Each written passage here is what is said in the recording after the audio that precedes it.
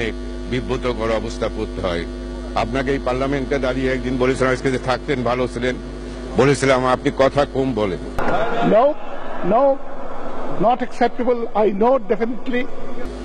কারণ আপনার বয়স হয়ে গেছে, এখন কখন কি বলে ফেলেন কোনো হুঁশ থাকে না। No, no, no, no, no, no, no, not at all. Listen to me. আপনি সিলেটে যেয়ে কি বললেন, 1 লক্ষ টাকা যার আছে সে ধনী এবং সম্পদশালী।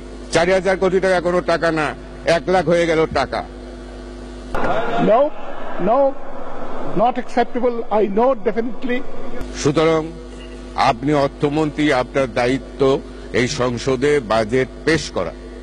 সংসদে এই 350 জন সদস্য ঠিক করবে সংসদে জনগণের কল্যাণে কোনটা থাকবে কোনটা থাকবে না, এটা আপনি সিদ্ধান্ত নেবেন না। No, no, no, no, no, no, no, not at all. Listen to me. সুতরাং আপনার এই একদমই ব্যবস্থাটা বন্ধ করেন, কথা কম বলেন। No, no, not acceptable. I know definitely. এখন এই আবগারি শুল্ক তো বসেছেন ভালো কথা, আসল টাকা রাখবো সেইখান থেকে কাটবেন। মানুষের আগে কাটতো সুদ থেকে, এখন আপনি আসলে হাত দিন। No, no, no, no, no, no, no, not at all. Listen to me.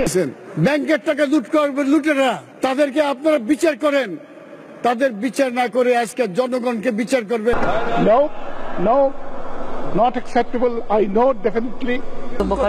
বৃদ্ধি করা হয় তা মরার উপরে খাড়ার ঘা হবে। এবং এই লাখ টাকা তো মহারানী ভিক্টোরিয়ার আমলের টাকা না, যে সেই 10 লাখ টাকা থাকলে ঘিয়ের বাতি জ্বালাইতো যারা, তাদের সঙ্গে আমাদের তুলনা করে কোনো লাভ নাই। No, no, no, no, no, no, no, not at all. Listen to me. মাননীয় স্পিকার, পুরা প্রস্তাবটা তুলে নিল, সরকারের ক্ষতি হবে মাত্র 355 কোটি টাকা। সেটার জন্য এটা তো মাননীয় অর্থমন্ত্রীর জন্য একটা পিনাট। উনি জনগণের উপরে এই বোঝা থাকবে, তিনি কি আমাদের যক্ষের ধন পাহারা দেওয়াবেন? No, no, no, no, no, no, no, not at all. Listen to me. সঞ্চয়পত্রের সুদের হার কমানো এটা ঠিক হবে না।